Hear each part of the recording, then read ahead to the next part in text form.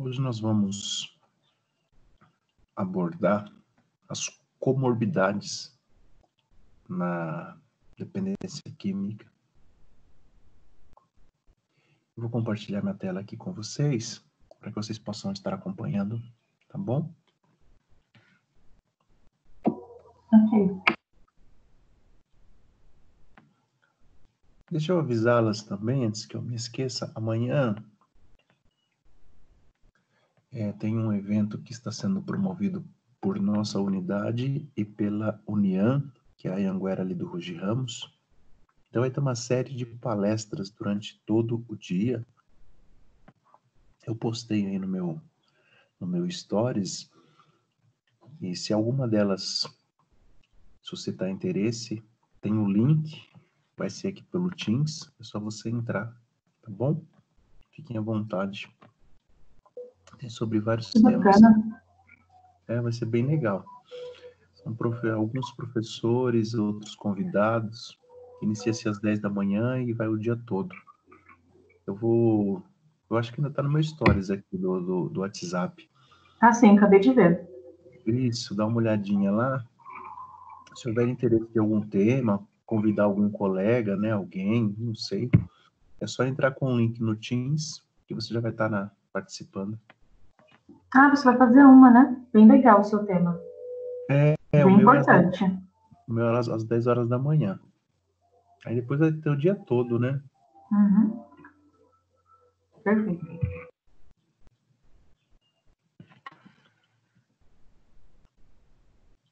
Deixa eu responder a Glaucia aqui, que tá...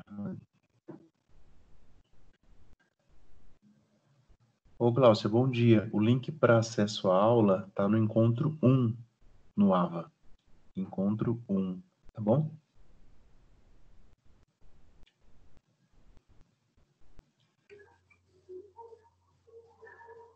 E, professor, como a gente pode ter acesso a esse link de uma maneira que dê para acessá-lo? Porque via essa imagem não dá, né? Via essa imagem, eu tentei também, Calilpe. Eles acho que não conseguiram colocar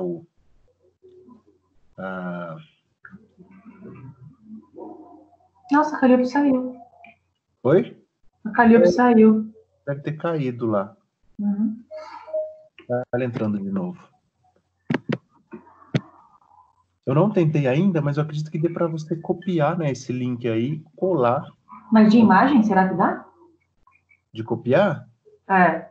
Eu não tentei nessa daí, viu? Eu vou tentar ver se eu consigo obter o link num outro formato, eu repasso para vocês. Ok. Calilpe entrou e saiu de novo.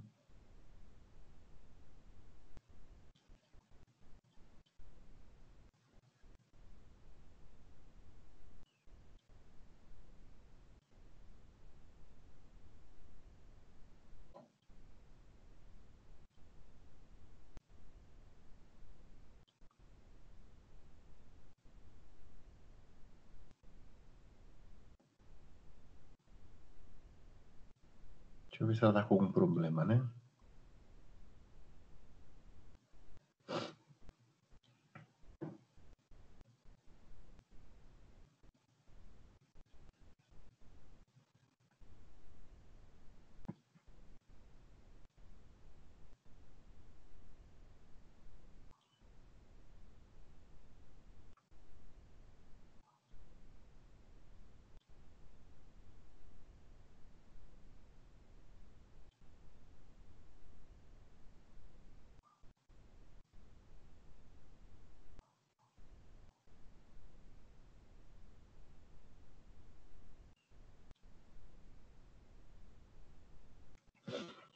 Ela deve estar tentando entrar, viu, Tavanho?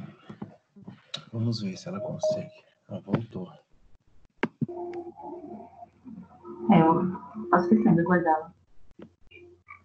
Tudo bem aí, Calilpe? Bom dia, Tony. Bom dia, professor. Nossa, Bom agora eu acho que dia. deu certo. A gente viu que você entrou e saiu algumas vezes, mas agora tá certo. Calilpe, me faz um favor, me manda aquele link que você, aqui no WhatsApp, que você enviou semana passada pra gente. Envio sim. Por favor. A Cláudia está tentando entrar também e não está conseguindo. É aluna nova? Ela entrou pelo acerto de horários dela para essa disciplina tardiamente, né? E ela não participou ainda conosco, não. Ai, que bom que alguém a mais. É. Deixa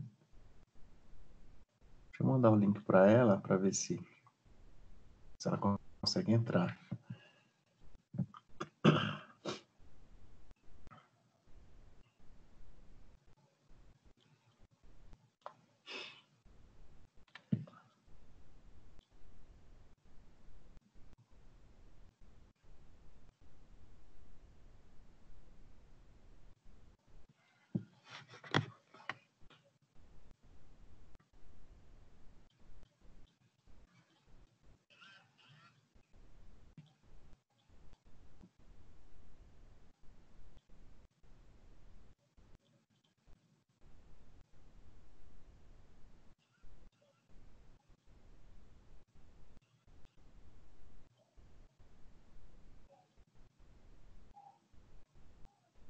Mandei, professor.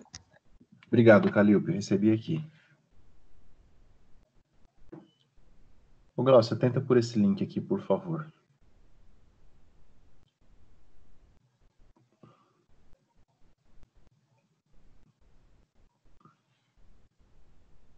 Vamos lá, vamos iniciar. Enquanto o pessoal vai tentando entrar lá, deixa eu compartilhar a tela aqui com vocês. Hoje é dia 6 de maio, a gente está aí no nosso segundo bimestre, né?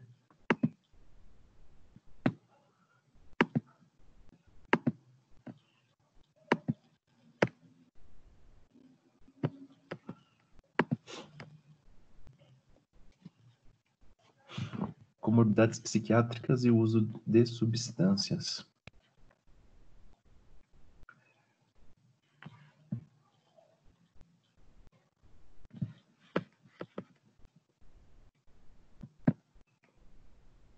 Vamos lá, vamos falar sobre esse tema aqui que é muito importante e necessário quando falamos de dependência química.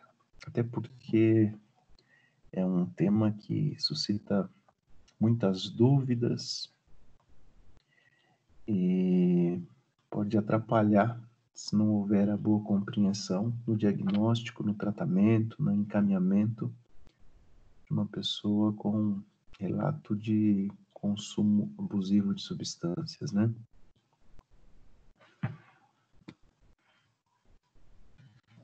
Vamos entender primeiro o que significa essa palavra comorbidade, e ela pode ser entendida como sendo a ocorrência, a existência de duas entidades diagnósticas.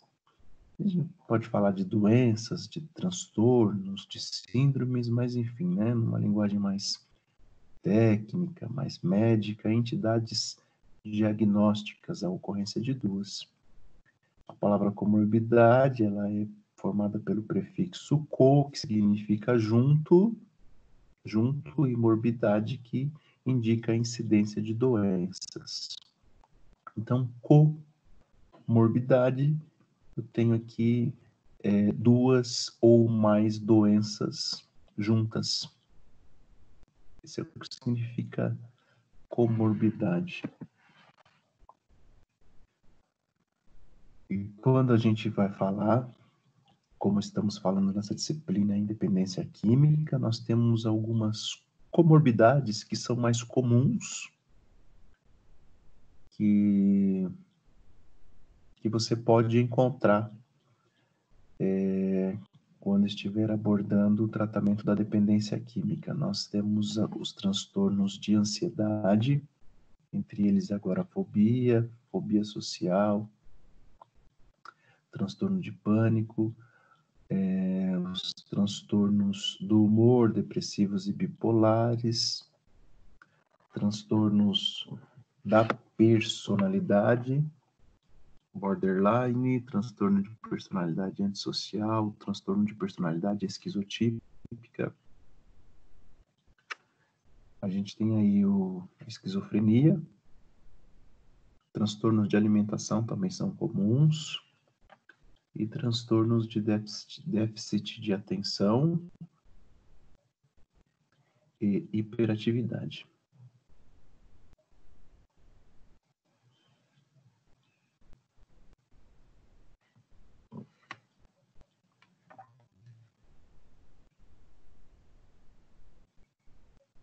São transtornos mais comuns, né? Mais encontrados. Podemos ter outros, podemos encontrar relatos de outros, mas esses aqui são comuns. As relações causais entre esses transtornos podem ser uma coincidência, vulnerabilidade genética, e a gente tem as causas aqui nesses slides, né? Automedicação, estilo de vida, variáveis socioeconômicas ligadas ao uso de substância predispondo a comorbidade, hipótese de toxicidade em que o uso de substância levaria ao desenvolvimento da comorbidade, fatores ambientais, até mesmo origens ainda desconhecidas. Bom, o que está querendo dizer esse slide aqui para nós? Que as relações entre essas duas doenças, entre esses dois transtornos, eles são muito variadas. Eu posso estar entendendo, eu posso estar presente aí a questão de uma vulnerabilidade genética, questão de aspectos sociais da vida do indivíduo, a questão do uso abusivo pode estar relacionado à comorbidade, os fatores ambientais, até mesmo os fatores psicológicos do indivíduo podem estar relacionados e se apresentando como uma relação causal entre esses dois ou mais transtornos, entre essas duas ou mais doenças presentes no diagnóstico desse indivíduo.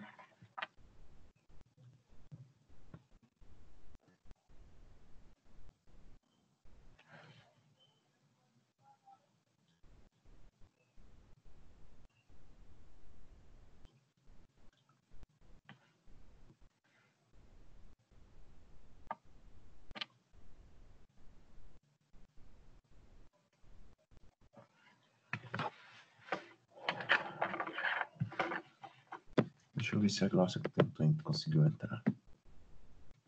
Não. Termos primário e secundário.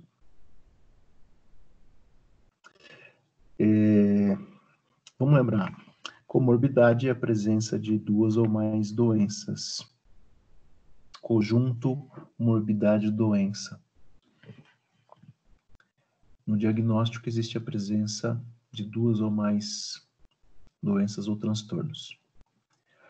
E a gente viu também no slide anterior que as relações causais são muitas, desde os aspectos genéticos, ambientais, sociais, psicológicos.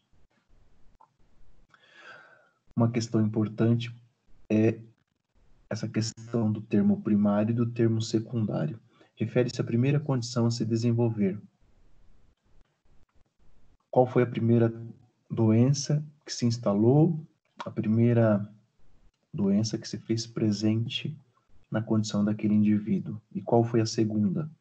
Importante nós fixarmos que não necessariamente saber a primeira ou a segunda, ou afirmarmos, isso não nos dá base para afirmarmos que a segunda doença instalada ou presente, ela tem uma relação causal com a primeira.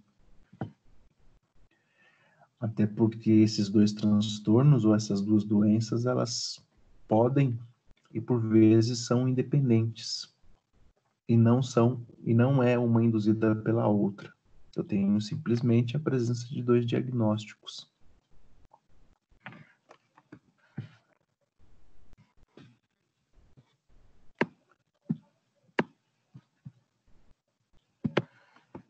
Vamos lá, acho que vocês estão vendo minha tela, né, gente? Qualquer coisa vocês me interrompam, por favor, tá? Tá tudo certo, dá para ver sim. Bom. E além de nós termos claro que não há condições, bases para afirmarmos a relação causal entre a primeira e a segunda ou terceira doença,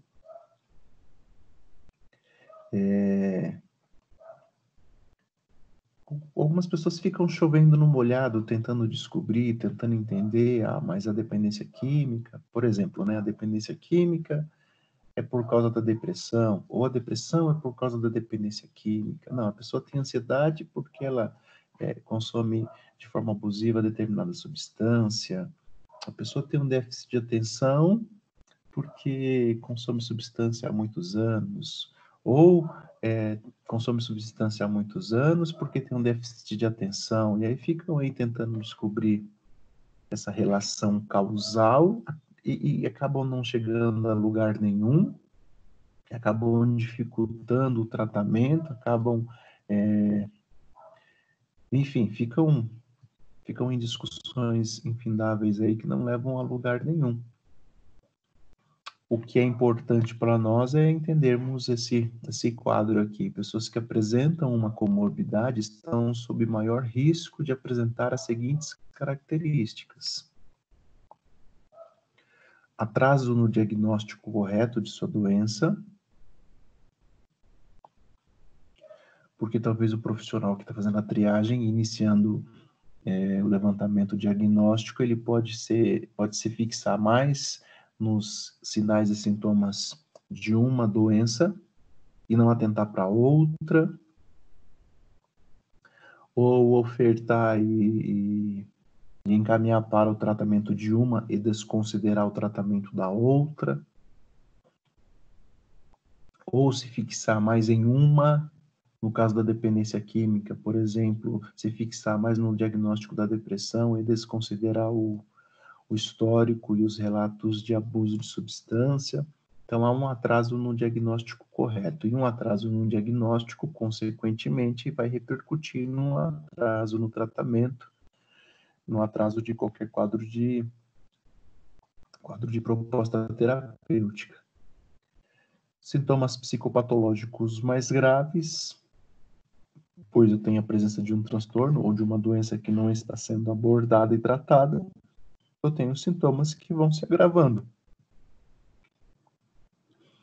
Um ponto importante também é menor adesão e pobre resposta ao tratamento.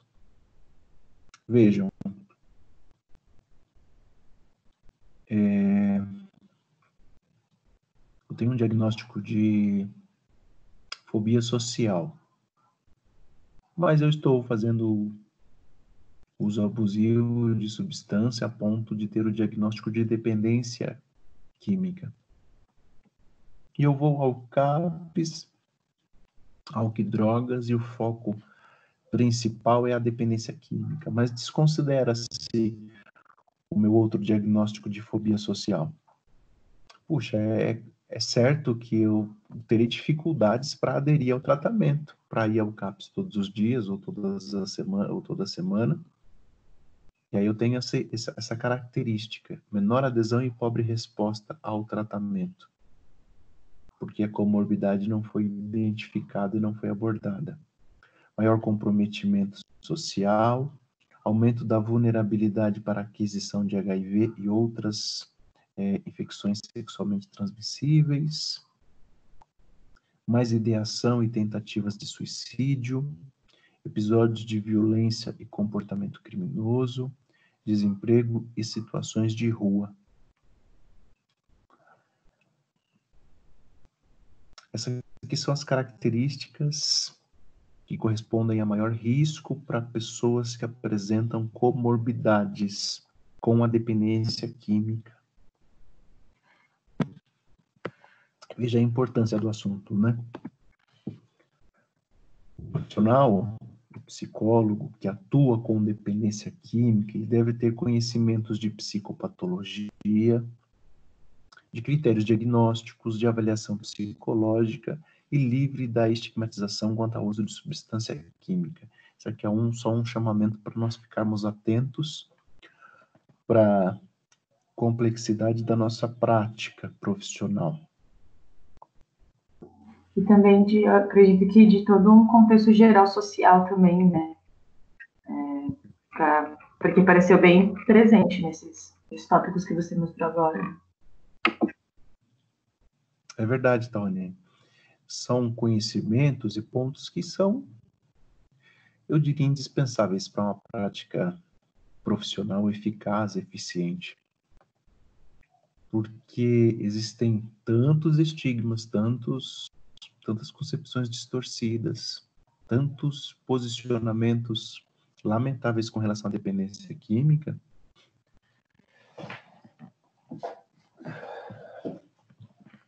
que se o profissional que pretende atuar, ou mesmo que não pretende atuar, mas que em algum momento vai ter contato com dependência química, ele precisa ter esse amparo teórico para a sua prática, né? Senão ele vai comprometer de forma bastante significativa o seu desenvolvimento profissional. Veja que comorbidade, quando falamos, por exemplo, em comorbidade, puxa,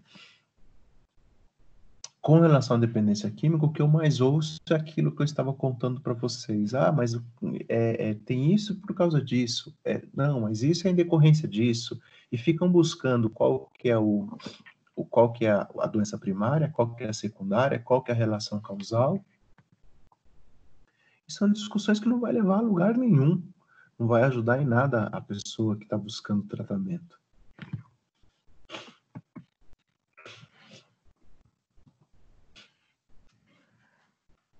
Vou dar uma pincelada aqui em alguns dos transtornos e doenças que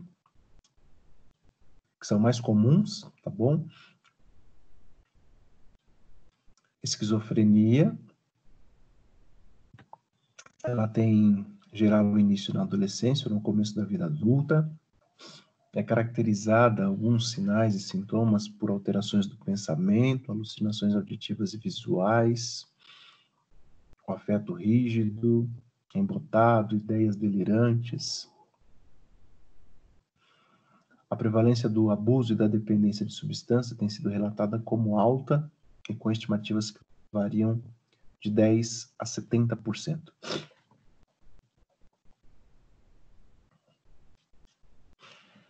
Aí, se a gente olhar para a esquizofrenia, puxa, poderíamos ficar aqui debatendo e discutindo como profissionais um dia todo. Ah, mas a pessoa é tabagista porque é esquizofrênico.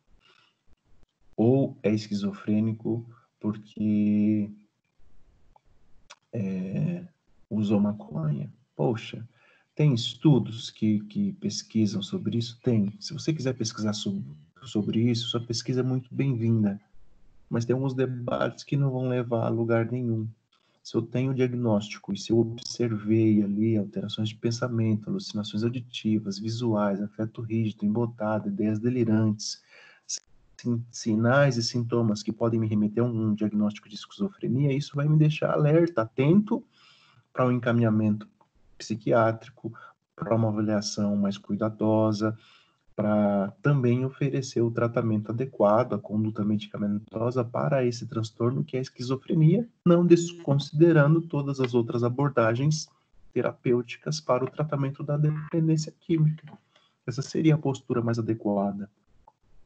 Agora, se eu desconsidero esta ou a dependência química e trato de uma e não de outra, é muito provável que a gente vá ter ou vai presenciar todos aqueles riscos que nós vimos aqui anteriormente. Menor adesão ao tratamento, ideação suicida, afastamento da unidade de saúde.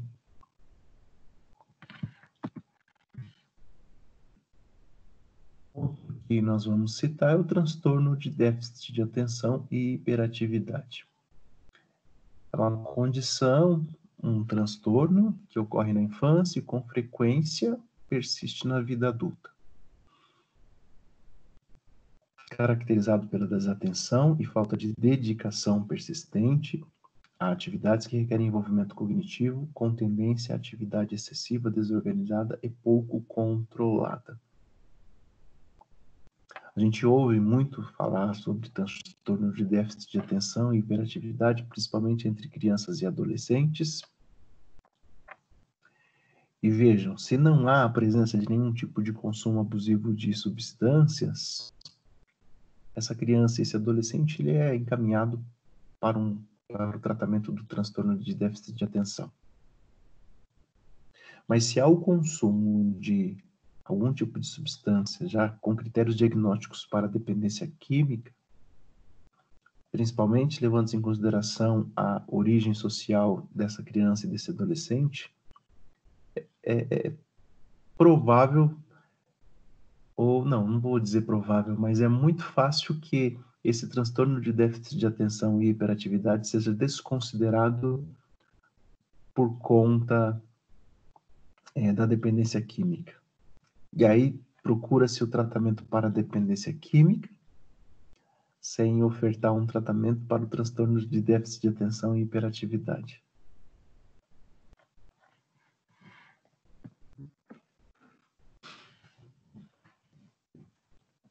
Transtornos do humor.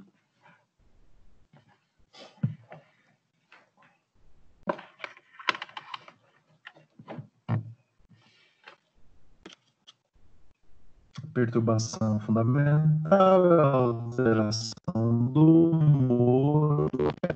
Mas aqui tá bem resumido, tá, gente? Depois, se vocês quiserem se aprofundar um pouco mais, eu até posso mandar algum outro material. Mas esses transtornos você encontra facilmente no CID, no DSM. O ponto chave para nós aqui é a comorbidade com a dependência química. É a presença desses transtornos e da dependência química. E qual é o nosso posicionamento, qual é a nossa postura profissional, tá certo? Transtorno de humor, em geral, ele é caracterizado como depressão, ou elação, euforia, disforia, de forma episódica ou persistente. A gente tem o transtorno bipolar, também, e frequentemente estão associados com os transtornos por uso de substâncias, podendo atingir prevalências de até 60%. E veja que é uma prevalência alta, né? O transtorno de humor e a dependência química. Ah, mas qual veio primeiro? Qual é a relação do transtorno bipolar com a dependência química? Vamos lembrar que a gente não vai falar de uma relação causal, tá certo? A pessoa tem dependência química porque era, ou tinha, ou tem um transtorno bipolar. Ou a pessoa tem o transtorno bipolar porque tem a dependência química. Eu não tenho base para falar sobre essa relação causal. O que importa para mim é identificar aqui os critérios diagnósticos para o transtorno bipolar, por exemplo, e também os critérios diagnósticos para o transtorno de dependência química. Aí, com esses dois critérios, eu tenho a compreensão de que existe uma comorbidade, duas doenças juntas, etimologicamente falando, e aí eu vou ter uma proposta terapêutica, um projeto terapêutico singular para essa pessoa que tem a comorbidade, no caso do exemplo do transtorno bipolar e do transtorno de dependência química.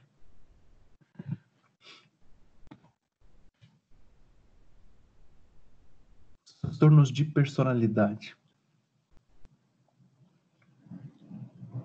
E veja aqui embaixo que é uma incidência também alta. Considera-se que até 70% dos indivíduos com um transtorno de personalidade têm algum transtorno por uso de drogas. É uma incidência bastante alta, bastante considerável. São padrões de comportamento caracterizados por um estilo de vida mal adaptado, inflexível e prejudicial ao indivíduo e terceiros. Ocorrem de forma duradoura no adulto, refletindo assim o modo como a pessoa se relaciona com o seu meio social. Bom, o transtorno de personalidade é um transtorno que está lá codificado, que está lá apresentado os critérios no DSM, também no CID, e a gente vai ver e observar que, com relação à dependência química, os mais frequentes são o antissocial, transtorno de personalidade antissocial ou transtorno de personalidade dissocial, ou de uma forma mais voltada, mais dita como senso comum, os psicopatas, né, que é um transtorno de personalidade antissocial, ou transtorno de personalidade borderline, ou transtorno de personalidade de esquiva, ou paranoide, ou esquizotípico, são transtornos de personalidade que frequentemente estão associados às dependências químicas, ao transtorno de dependência química.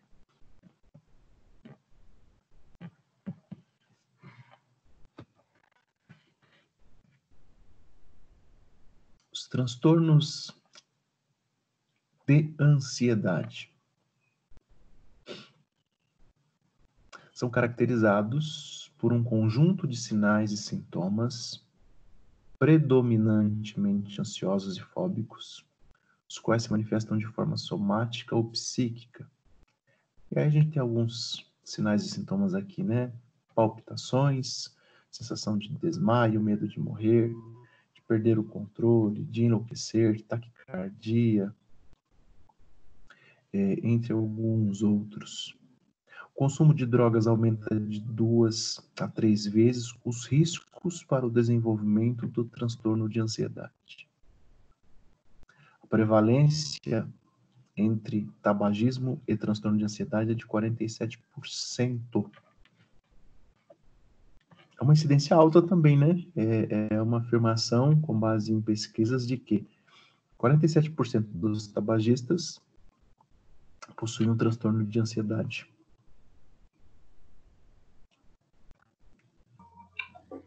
Bem alto mesmo. Eu vejo todos meus amigos fumando, são bem ansiosos. É alto, né?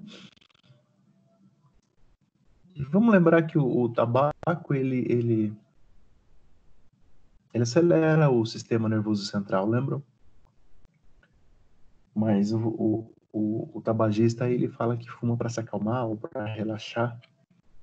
Ah, ele é estimulante, né?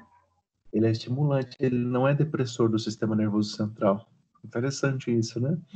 Mas a dependência química pelo tabaco acaba tendo essa característica, né?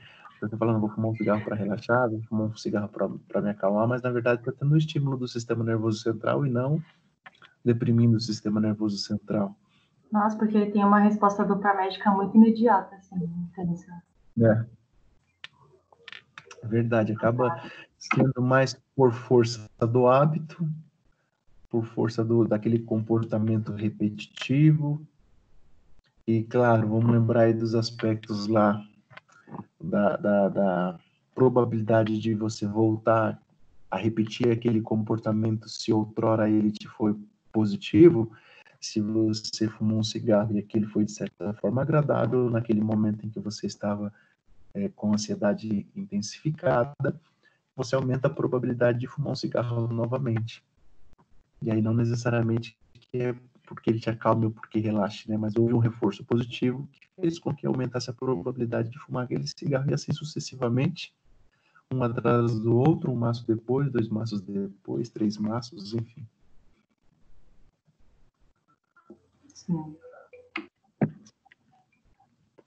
Meninas, até aqui tem uma pergunta? Tudo bem? Estou falando aqui. Não, o momento está bem tranquilo, está bem interessante também. Bom.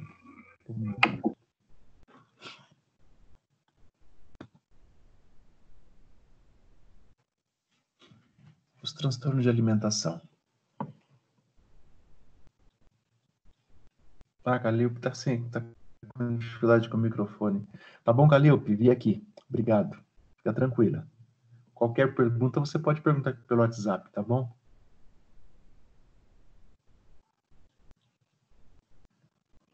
Vamos lá. Transtornos de alimentação. São padrões alimentares disfuncionais na forma de bulimia nervosa, anorexia, comer compulsivamente ou vigorexia. A relação doentia com a comida está acompanhada por prejuízo e comprometimento nas rotinas pessoal, social, laboral e até mesmo sexual, resultando em sobrepeso, obesidade ou emagrecimento. O uso de medicamentos, nicotina, né, entre aspas aí, emagrecimento, cocaína, anabolizantes. Ou seja, o transtorno de alimentação também é um transtorno que possui relação com a dependência química.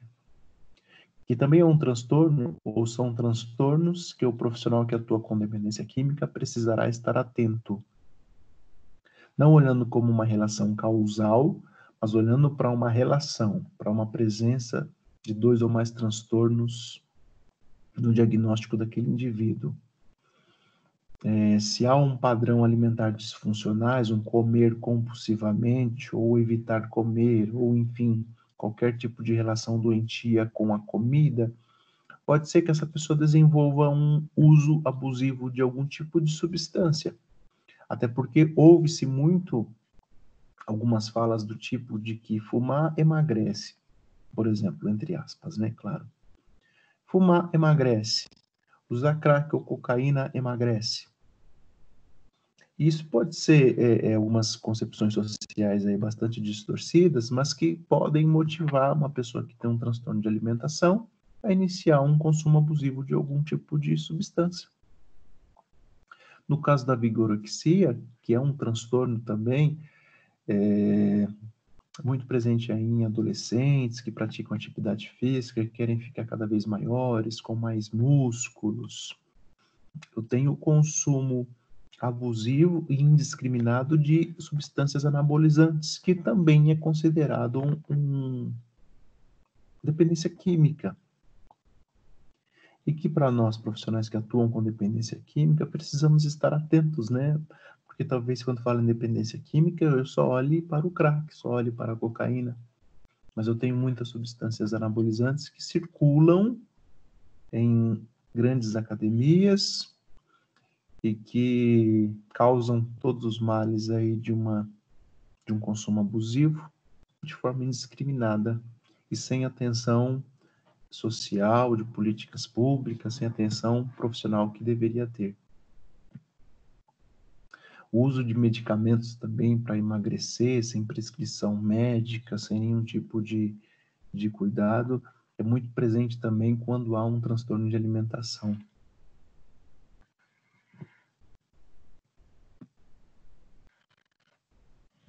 Bom, tem algumas considerações aqui para nós fazermos, tá bom? O profissional que atua com dependência química deve estar atento à presença de outros transtornos, pois somente assim poderá desenvolver um plano de tratamento adequado, individualizado.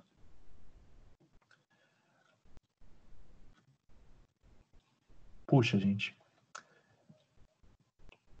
pode até parecer uma repetição, mas como se faz necessário que o profissional que atua com dependência química, que deseja atuar com dependência química, ou mesmo que não quer atuar com dependência química, mas por conta do local ou da sua formação, ele vai ter contato com a dependência química. Faz-se necessário que esse profissional ele esteja atento à presença desses outros transtornos e da consideração da possibilidade das comorbidades. Pois se os olhos desse profissional ficarem fixados somente na dependência química, é certo que a sua proposta terapêutica será deficiente, pois ele desconsiderou o outro ou os outros transtornos.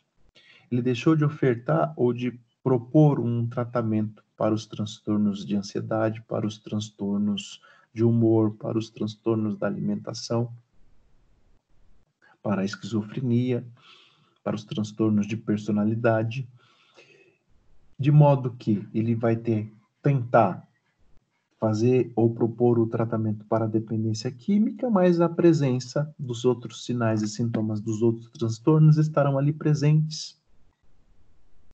E é certo que o seu tratamento para a dependência química será ineficaz, pois há a presença do outro transtorno. Então é importante que este profissional esteja atento às comorbidades, pois assim ele terá condições de desenvolver um plano de tratamento adequado e individualizado. No serviço público, também no serviço particular, a gente tem a figura do PTS, que é um projeto terapêutico singular. Cada pessoa, cada indivíduo deve possuir a sua proposta terapêutica. E todos esses critérios diagnósticos, tudo isso que foi relatado, tudo isso que foi avaliado pelo profissional deve direcionar para toda a terapêutica, para todos os possíveis encaminhamentos e para todas as possíveis intervenções que serão ofertadas e desenvolvidas com aquela pessoa. Uma segunda consideração: o profissional deve estar em constante aperfeiçoamento. Nós vimos, que é importante que o profissional que atua com dependência química tenha conhecimentos de psicopatologia, de critérios de diagnóstico. A Tawane falou dos aspectos sociais envolvidos em tudo isso, de uma concepção psicológica, teórica psicológica adequada, da compreensão lá da neurobiologia, dos aspectos genéticos e biológicos envolvidos. E esse constante aperfeiçoamento, ele se dá como? Com a leitura, com a atualização, com cursos de pós-graduação, ou cursos livres, ou cursos de extensão, ou cursos de curta duração, participação em palestras, participação em eventos, leitura de artigos com frequência, de modo que isso vá te atualizando, isso vá te aperfeiçoando. Nós temos algumas fontes, alguns canais de pesquisa aí bastante interessantes quando fala assim dependência química. Tem a Uniad, que é a Universidade que trata de dependência química no Brasil, vinculada à Unifesp. E nós temos muitos materiais que estão sendo publicados, que estão sendo produzidos aí, que favorecem esse constante aperfeiçoamento que é tão necessário para o profissional que atua com dependência química. Uma terceira consideração: o profissional deve ter clareza dos critérios diagnósticos para o uso de drogas e da importância da consideração dos aspectos biopsicossociais envolvidos. A gente viu na aula que falamos sobre os critérios diagnósticos a importância de nós diferenciarmos entre uso nocivo ou abuso e dependência química. Falamos sobre aqueles 7 e aqueles 9 sinais diagnósticos. Falamos sobre os critérios lá do CID e do DSM. É importante que a gente lembre, falamos da compulsão para o uso, da saliência em relação ao uso de drogas. Falamos que a pessoa, por vezes, ela abandona atividades que lhe causavam prazer e em prol do uso de substância. Nós falamos da chamada fissura, que é aquele desejo subjetivo de um consumo. Então, são pontos que, para o profissional que atua com substância química, é importante que estejam bem claros, para que ele possa fazer essa diferença entre os critérios diagnósticos para a dependência química e os critérios diagnósticos para um transtorno, para um outro transtorno. Levando em consideração que a relação entre essa comorbidade, ela envolve vários fatores, não somente os biológicos, não somente os psicológicos, não somente os sociais, mas os aspectos biopsicossociais. Por fim, o profissional ele deve se abster de estigmas e preconceitos com relação ao uso de substâncias químicas, ponto que temos visto, discutido e conversado desde o início das nossas aulas. Qualquer tipo de estigma, qualquer tipo de preconceito vai limitar a prática profissional e, além de limitar, vai fazer dela uma prática profissional deficiente. Pois é provável que um profissional com estigmas e com preconceitos com relação à dependência química, quando a pessoa relatar que faz uso desta ou daquela substância, ele coloque os olhos somente nos sinais e sintomas relacionados à dependência química e desconsidere no relato dessa pessoa todos os outros critérios para outro transtorno. E ele nem vai considerar a possibilidade de uma comorbidade, pois ele está com os olhos somente, entre aspas, né? No drogado, somente no nóia, somente na falta de vontade, somente na falta de caráter, somente na falta de força de vontade. Vejam quantos olhares estigmatizados, preconceituosos e nada adequados para nós, profissionais que atuam com saúde mental. Bom, sobre isso que eu precisava falar com vocês hoje. O assunto ele é importante.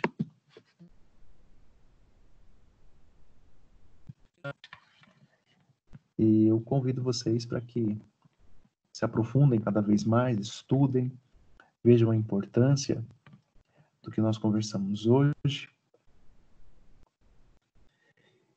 E aí eu vou lembrar que quando falamos em dependência química, é muito comum a gente ficar ouvindo debates de, mas tem isso por causa disso. Tem depressão por causa da dependência química, ou tem dependência química por causa da depressão, enfim. E não se propõe, não se concebe uma proposta terapêutica efetiva e eficaz considerando os dois transtornos. Essa é a importância dessa aula de hoje. E eu espero que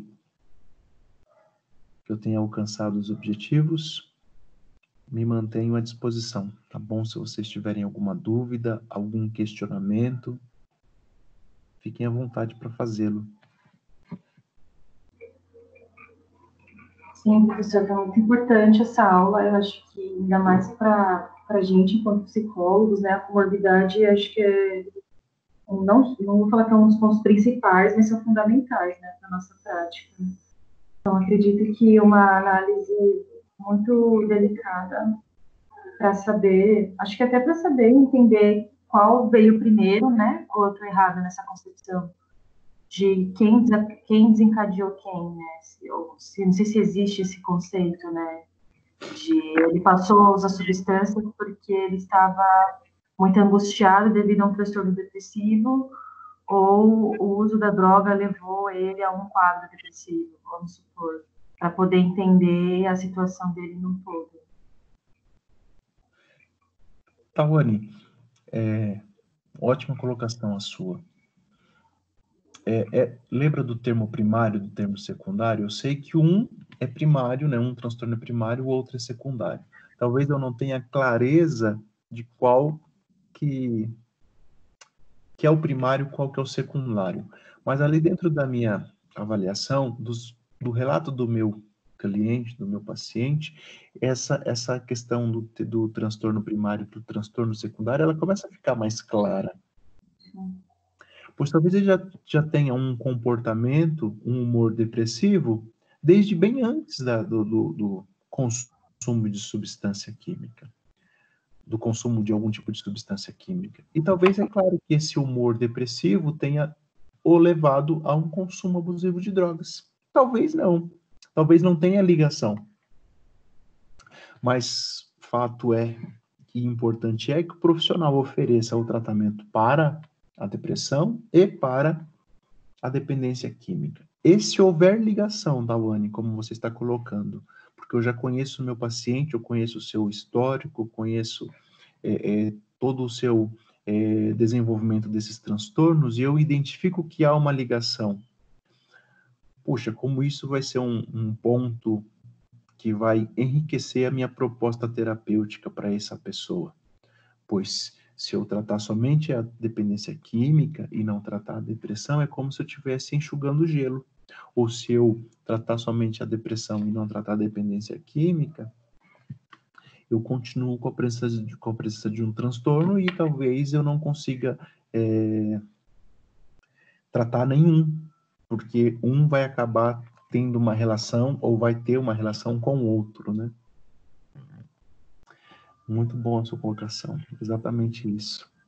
Sim, então eu entendi a partir da aula de hoje que como é importante a gente tratar cada caso de forma muito específica e se propor a entender de forma muito integral toda a dinâmica da situação do paciente para poder dar uma proposta terapêutica para ele, assim, sem ideias generalizantes, né? Isso, perfeito, perfeito. Essa individualidade no tratamento é necessária, a sua colocação é perfeita. Essa proposta singular que vai favorecer um tratamento eficiente. Pois como estávamos falando, nesse exemplo, talvez essa depressão, ela se iniciou, esse comportamento, esse humor depressivo, ele veio bem antes do consumo abusivo de drogas. E talvez tenha relação, talvez não, mas eu só vou conhecer isso após um olhar cuidadoso, individualizado, competente, com embasamento teórico. E aí eu vou oferecer uma proposta, elaborar um projeto terapêutico singular para essa pessoa. E aí depois eu vou atender um outro que também tem a comorbidade de depressão e dependência química, mas as relações são outras. A dependência química é o transtorno primário e a depressão nessa outra pessoa, né? E a depressão é o transtorno secundário. Então a proposta terapêutica será diferente, né? Será direcionada para essa demanda, para essa pessoa. É isso aí, essa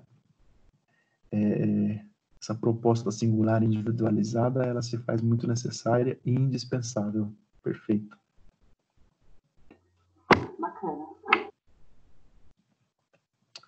Bom, gente, é isso. Tem um material lá no AVA sobre isso. E a aula está sendo gravada, daqui a pouquinho eu coloco ela novamente. Ela é curta, né? 1h, 1h10. Se você quiser ouvir novamente, eu me coloco, né? Me mantenho à disposição se você tiver dúvida, se você quiser num outro momento discutir sobre isso, fiquem à vontade, tá bom? Agradeço muito a presença, a participação de vocês. Mais uma vez, obrigado, viu? Obrigada, professor, pelo tempo dispensável para explicar e tudo mais. Bom dia para você, bom dia para a Calilpe e abraço. Obrigado, Tawane. Um bom dia para você. Calilpe está sem microfone, mais um bom dia para a Calilpe. Até quarta-feira que vem. Viu?